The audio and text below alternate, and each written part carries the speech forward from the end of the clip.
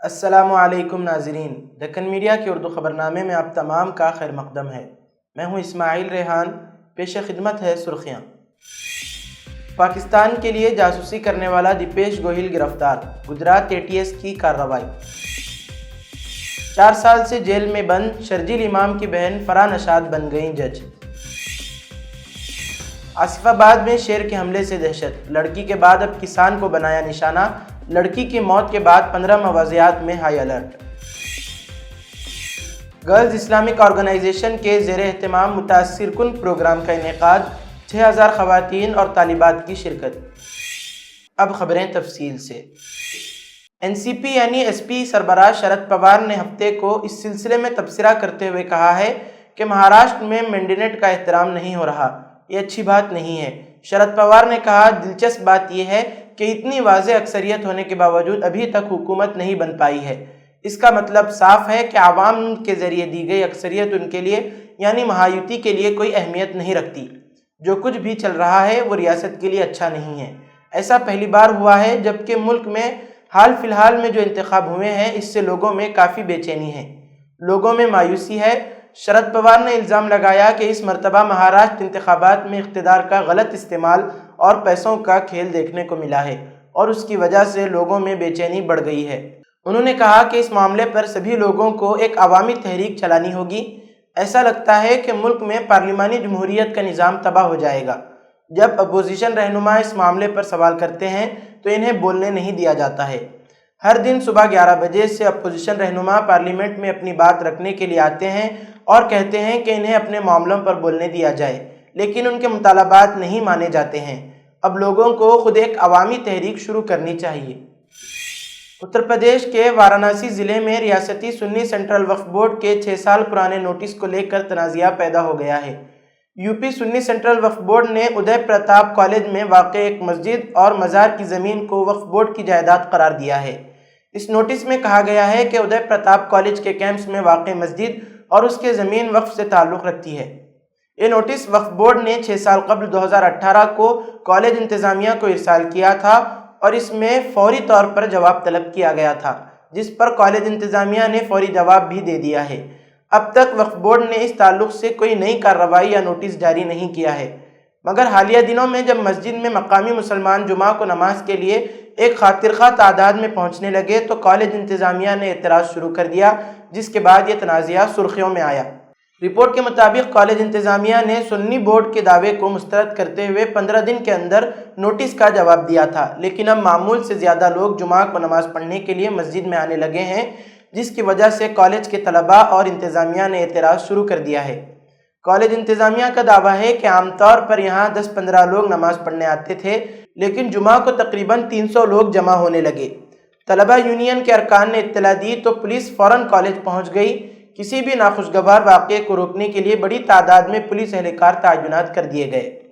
دراصل مسجد کی حالت خستہ ہونے کی وجہ سے اس کی مرمت کا کام انتظامیہ نے شروع کرنے کی کوشش کی، جس کے بعد کالج انتظامیہ نے ہنگامہ کیا اور پولیس کی مدد سے کام کو روک دیا اور مسجد درگاہ کو بجلی کنیکشن بھی کٹوا دی، جس کی وجہ سے وہاں موجود نمازیوں اور زیارت کے لیے آنے والوں کو شدید پریشانیوں کا سامنا کرنا پڑ رہا ہے۔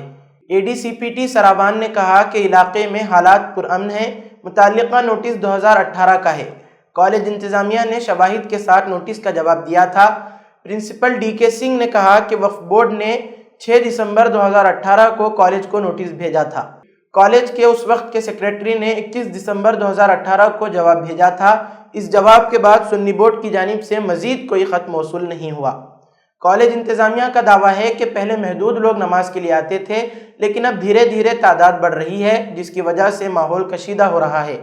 ان کا دعویٰ ہے کہ بجلی چوری کی تھی، اس لیے کٹوا دی گئی۔ دوسری جانب مسجد کمیٹی کے رکن منور سراج نے کہا کہ کالج کیمپس میں موجود مسجد اور اس کی زمین وقف جائیداد ہے۔ چھوٹی مسجد ٹونک کے نواب کی ملکیت ہے۔ انہوں نے اس بات سے انکار کیا کہ وقف بورڈ نے کالج کی پوری اراضی پر دعویٰ کیا ہے۔ انہوں نے کہا کہ جس علاقے میں مسجد واقع ہے اس کا صرف ایک چھوٹا سا حصہ وقف جائیداد ہے۔ مقامی لوگ یہاں نماز پڑھتے ہیں۔ کالج انتظامیہ کو نماز پڑھنے پر کوئی اعتراض نہیں ہے۔ مساجد اور درگاہوں کے تعلق ہندو شدت پسندوں کی جانب سے آئے دن نت نئے فتنے برپا کیے جا رہے ہیں۔ بدایوں سنبھل کے بعد اب خواجہ معین الدین چشتی کی درگاہ پر بھی شیو مندر کے دعوے نے مسلمانوں میں شدید بے چینی پیدا کر دی ہے۔ اس سلسلے میں نچلی عدالتوں کے رویوں نے خاص طور پر عدم اطمینان کا ماحول پیدا کیا ہے۔ ملک کا سنجیدہ طبقہ اس رویے سے متفکر ہے۔ شاہی جامع مسجد دلی کے امام سید احمد بخاری نے موجودہ حالات میں تشویش کا اظہار کرتے ہوئے عبادت گاہوں کے تحفظ سے متعلق 1991 کے ورشپ ایکٹ پر سختی سے عمل آوری کی اپیل کی ہے۔ گزشتہ روز نماز جمعہ سے قبل اپنے خطاب میں انہوں نے کہا کہ سپریم کورٹ نے عبادت گاہوں کے تحفظ سے متعلق جو اشارے دیے ہیں ان پر عمل کرنا اور کروانا روز فتنے نہ پیدا ہوں، اس پر قدغن لگانے کے لیے سخت موقف اختیار کرنے کی ضرورت ہے۔ انہوں نے کہا کہ عدالت نے اپنے فیصلے میں اکتوبر 1991 میں بنے پارلیمانی ایکٹ عبادت گاہوں کے تحفظ کا خصوصی قانون پر خصوصی توجہ دیتے ہوئے واضح تنبیہ کی تھی کہ اس ایکٹ کی روح سے مستقبل میں اس طرح کے مزید فتنوں کو ہوا نہ دی جائے۔ یہ اب سلسلہ ختم ہو جانا چاہیے، لیکن ساتھ میں فیصلے میں کچھ ایسی گنجائش چھوڑ دی گئی جس کا غلط استعمال یعنی مس یوز اب روز کا وتیرہ بن گیا ہے۔ جامع مسجد، بدایوں، کرناٹک، مدھیہ پردیش اور دیگر ریاستوں میں اس طرح کے دعوے اور سروے کی باتیں نہ ختم ہونے والا یہ سلسلہ شاہی جامع مسجد سنبھل اور 800 سال پرانی درگاہ حضرت خواجہ معین الدین چشتی غریب نواز تک پہنچ چکا ہے۔ آخر ہم اس طرح کے معاملات کو کہاں تک لے جانا چاہتے ہیں؟ گجرات کے انسداد دہشت گردی اسکواڈ یعنی ATS نے دوارکا ضلع کے اوکھا سے دیپیش گوہل نامی ایک شخص کو ہندوستانی سیکورٹی ایجنسیوں کی جاسوسی کے الزام میں گرفتار کیا ہے۔ گرفتار ملزم نجی کمپنی میں کام کرتا ہے اور اوکھا کا رہائشی بتایا جاتا ہے۔ سہیما نامی پاکستانی ایجنٹ سوشل میڈیا پر ملزم دیپیش سے حساس معلومات حاصل کر رہی تھی۔ اس کے بدلے میں وہ روزانہ 200 روپے دیپیش کو بھیجتی تھی۔ گجرات ATS کی طرف سے دی گئی معلومات کے مطابق دیپیش، جو اوکھا کی جیٹی پر گزشتہ 3 سالوں سے کوسٹ گارڈ کی کشتیوں کی مرمت کر رہا تھا، 7 ماہ قبل فیس بک پر سہیما نامی پروفائل سے رابطے میں آیا تھا۔ سہیما نے اپنا تعارف ایک خاتون کے طور پر کراتے ہوئے کہا کہ وہ پاکستان نیوی کے لیے کام کرتی ہیں۔ سہیما نے دیپیش سے بھی واٹس ایپ کے ذریعے رابطہ کیا۔ سہیما سے بات کرتے ہوئے دیپیش نے خود کو اوکھا پورٹ پر دفاعی کشتیوں کے لیے ویلڈنگ اور بجلی کا کام کرنے کا بتایا تھا۔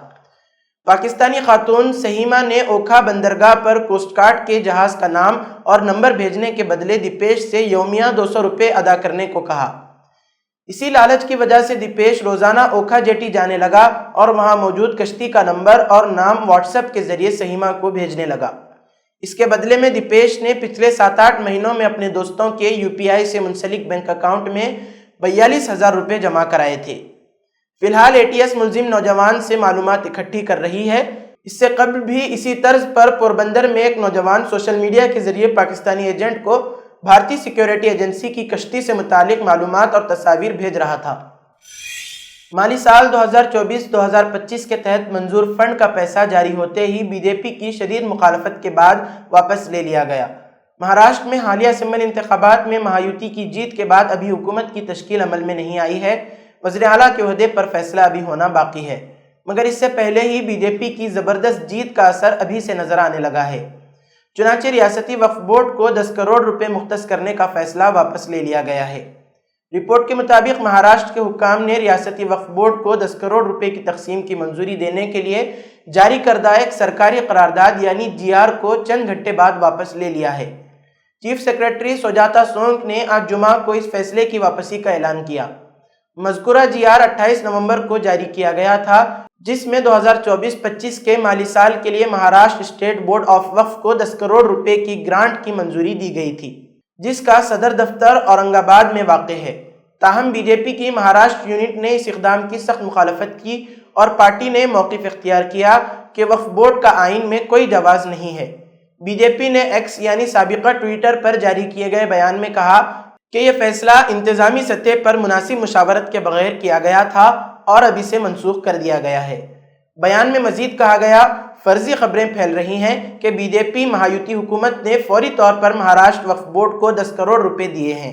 یہ فیصلہ انتظامی سطح پر باہمی مشاورت سے کیا گیا تھا، لیکن اب BJP کی شدید مخالفت کے بعد اسے منسوخ کر دیا گیا ہے۔ نائب وزیر اعلیٰ دیویندر فڈنویس نے اس تنازعے پر بیان دیتے ہوئے کہا، چیف سیکرٹری نے فوری طور پر GR کو واپس لے لیا ہے کیونکہ یہ گرانٹ ایک نگران حکومت کے دور میں غلط طریقے سے جاری کی گئی تھی۔ انہوں نے مزید کہا کہ نئی حکومت بننے کے بعد اس فیصلے کی صداقت اور قانونی حیثیت کا مکمل جائزہ لیا جائے گا۔ سجاتا سونک نے میڈیا کو بتایا کہ ابھی ہمارے پاس مکمل حکومت نہیں ہے، بلکہ یہ نگران حکومت ہے جس کے پاس رقم جاری کرنے کا اختیار نہیں ہے، اس لیے فیصلہ واپس لے لیا گیا ہے۔ ریاستی بجٹ کے تحت 2024-25 کے مالی سال میں وقف بورڈ کے لیے 20 کروڑ روپے کی منظوری دی گئی تھی، اس میں سے 10 کروڑ روپے محکمہ اقلیتی ترقی نے 10 جون کو جاری کیے تھے، جبکہ 23 اگست کو اضافی 10 کروڑ روپے کا مطالبہ کیا گیا تھا، جس کے بعد جمعرات کو یہ رقم جاری کی گئی تھی۔ مسلمانوں کو ووٹنگ کے حق سے محروم کرنے کے متنازعہ بیان دینے پر کمار چندر شیکھر ناتھ سوامی کے خلاف FIR درج کر لی گئی ہے۔ یہ FIR بنگلور کی اوپر پیٹ پولیس اسٹیشن میں بھارتیہ نیائے سمہیتا کی دفعہ 299 کے تحت ایک شکایت کے بعد درج کی گئی۔ شکایت میں کہا گیا ہے کہ سوامی کا بیان معاشرتی ہم آہنگی کو نقصان پہنچا رہا ہے اور یہ اشتعال انگیز ہے۔ خیال رہے کہ کمار چندر شیکھر ناتھ ایک وکالیگا طبقے سے تعلق رکھنے والے مہنت ہیں۔ وکالیگا ایک سماجی اور نسلی گروہ ہے جو بنیادی طور پر ہندوستان کی ریاست کرناٹک میں پایا جاتا ہے۔ یہ گروہ زرعی پیشے سے منسلک ہے اور تاریخی طور پر کسانوں اور زمینداروں کی حیثیت سے جانا جاتا ہے۔ وکالیگا کمیونٹی کرناٹک میں ایک بااثر طبقہ ہے جو سماجی، سیاسی اور ثقافتی میدانوں میں نمایاں کردار ادا کرتا ہے۔ کمار چندر شیکھر ناتھ سوامی نے گزشتہ منگل کو بنگلورو میں بھارتیہ کسان سنگھ کے ایک احتجاجی مظاہرے میں یہ متنازعہ بیان دیا تھا۔ انہوں نے کہا تھا کہ ہندوستان میں مسلمان کو ووٹ دینے کا حق حاصل ہے، جس کے سبب سیاستدانوں ووٹ بینک کی سیاست کر رہے ہیں، لہٰذا مسلمانوں کو ووٹنگ کے حق سے محروم کر دینا چاہیے۔ ان کی یہ باتیں تیزی سے وائرل ہو گئیں اور ریاست میں شدید رد عمل سامنے آیا۔ تاہم سوامی نے جمعرات کو اپنی بات پر افسوس کا اظہار کیا اور کہا کہ ان کی زبان پھسل گئی تھی۔ انہوں نے کہا کہ وہ مسلمانوں کے ہندوستانی پر کوئی سوال نہیں اٹھا رہے ہیں اور ان کے بیان کو غلط سمجھا گیا۔ گرلز اسلامک آرگنائزیشن کے زیر اہتمام ایک شاندار پروگرام منعقد ہوا جس میں تقریباً 6000 خواتین اور طالبات نے شرکت کی۔ نذیر الحسن نے جنت اور جہنم کے پہلو زون کا افتتاح کیا جو روحانی بصیرت کے لیے مشہور رہا۔ سمیہ رسول خان اور ماریہ عارف نے فن زون کا افتتاح کیا جو اپنی دلچسپ سرگرمیوں کی وجہ سے تقریب کا مرکز رہا۔ ڈاکٹر نازنین سادات نے پروگرام کی زینت بڑھائی۔ اس موقع پر مختلف دلچسپ مقابلے منعقد کیے گئے جن میں بیت بازی، اوپن مائک، ترانہ اور قرات شامل تھے، جنہوں نے شرکاء کی صلاحیتوں کو نمایاں کیا۔ یہ پروگرام تعلیم، روحانیت اور تفریح کا خوبصورت امتزاج پیش کرتے ہوئے حاضرین کے دلوں پر گہرا نقش چھوڑ گیا۔ ریاست تلنگانہ کے کھمم سے تعلق رکھنے والا ایک نوجوان امریکہ میں فائرنگ کے واقعے میں ہلاک ہو گیا۔ مہلوک نوجوان کی شناخت سائی تیج کے طور پر کی گئی ہے جو کھمم کے رامنا پیٹ کا رہنے والا تھا۔ فوری ملی اطلاعات کے مطابق بعض جرائم پیشہ افراد کی فائرنگ میں وہ ہلاک ہو گیا۔ سائی تیج امریکہ MS کی تعلیم حاصل کرنے کے لیے گیا ہوا تھا۔ وہ شکاگو کے قریب ایک یونیورسٹی میں MS کی تعلیم حاصل کر رہا تھا۔ اس کی موت اطلاع تلنگانہ ایسوسی ایشن آف نارتھ امریکہ کے ذمہ داروں نے مہلوک کے ارکان خاندان کو دی۔ اس اطلاع کے ساتھ ہی ان پر غم کا پہاڑ ٹوٹ پڑا۔ ریاست تلنگانہ ضلع کمارم بھیم آصف آباد کے کاغذ نگر منڈل میں شیر نے دہشت مچا رکھی ہے۔ جمعہ کو شیر کے حملے میں ایک خاتون کی موت ہوئی۔ تازہ واقعے میں شیر نے ایک کسان پر حملہ کیا۔ شیر نے کسان پر اس وقت حملہ کر دیا جب وہ اپنے کھیت میں کپاس چن رہا تھا۔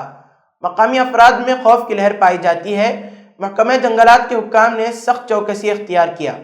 انہوں نے 15 موازیات میں ہائی الرٹ کا اعلان کر دیا اور کہا کہ ایدگام، نزرال، سیتا نگر، انوکوڑا، گنارم، کڑامبا، آریگوڑا، بابو نگر علاقوں میں شیر کے گشت کرنے کی اطلاعات ہیں۔ جنگلات کے قریب رہنے والوں کو کھیتی کے کام کے لیے نہ جانے کی وارننگ جاری کی گئی ہے اور عوام سے چوکس رہنے کی اپیل کی گئی ہے۔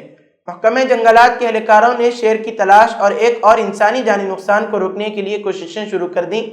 شیر کو تلاش کرنے کے لیے ڈرون کا استعمال کیا جا رہا ہے۔